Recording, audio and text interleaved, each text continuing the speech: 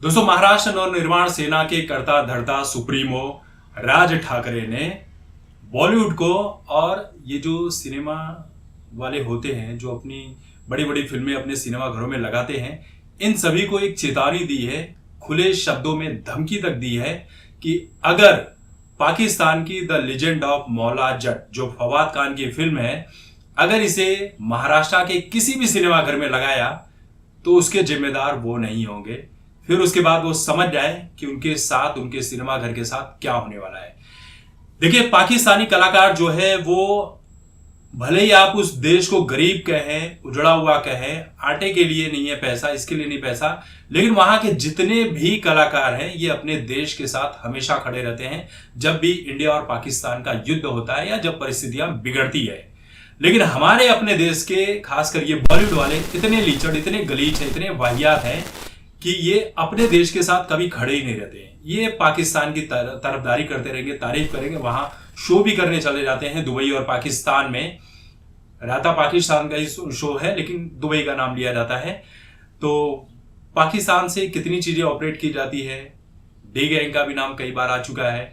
D gang पहले धमकियां देता था बॉलीवुड में, अब वो एक प्रोफेशनल तरीके से काम करता है। तो इस तरह की कई चीजें हम देख चुके हैं। आप संजय दत्त का ऑडियो सुन लीजिएगा सर्च करके कि डी गैंग से किस तरह से बात कर रहे हैं, आपको पता चल जाएगा कि जो संजय दत्त को सुधारने के लिए संजू फिल्म बनाई गई थी उनकी असली औकात क्या है संजय दत्त की। आज मुन्ना भाई जैसी फिल्में करके अपने आप को महान साबित करने की कोशिश कर रहे हैं, लेकिन उनसे घिरा हुआ घटिया इंसान कोई नहीं होगा संजय दत्त जैसा, जिनके चलते 1993 के बम धमाकों में ना जाने कितने ही बेगुनाह लोग मौत की नींद सो गए।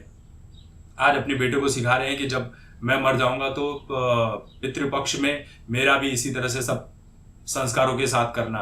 न जाने कितने लोगों के घर इनके चलते उजड़ गए, तभी तो जेल में गए थे। जो संजय दत्त को हीरो मानते हैं उनसे घटिया इंसान कौन होगा। ऐसे बहुत सारे हमारे देश में हैं। ये सब बॉलीवुड में ऐसे ऐसे लोग हैं ना जिनको देखकर थूकने का मन नहीं करता है। तो राज ठाकरे ने चेतावनी दी है कि अगर पाकिस्तान की the legend of Maula Jatt किसी भी थिएटर में लगी तो उसका परिणाम वो भुगतने के लिए तैयार हो जाए। महाराष्ट्र सरकार को भी चेतावनी दे दी है कि खामखा मुंबई पुलिस महानिदेशक परेशान होंगे, जो मुख्यमंत्री हैं, उप मुख्यमंत्री, इन सभी को परेशानियों का सामना करना पड़ेगा।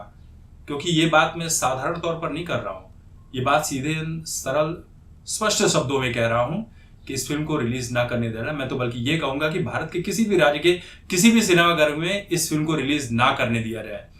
अगर रिलीज करते हैं तो ये आपके लिए बहुत बुरा होगा। और इस बयान के लिए मैं राज ठाकरे जी का पूर्ण रूप से समर्थन करता हूं कि ऐसा ही होना चाहिए और ऐसा ही करना चाहिए।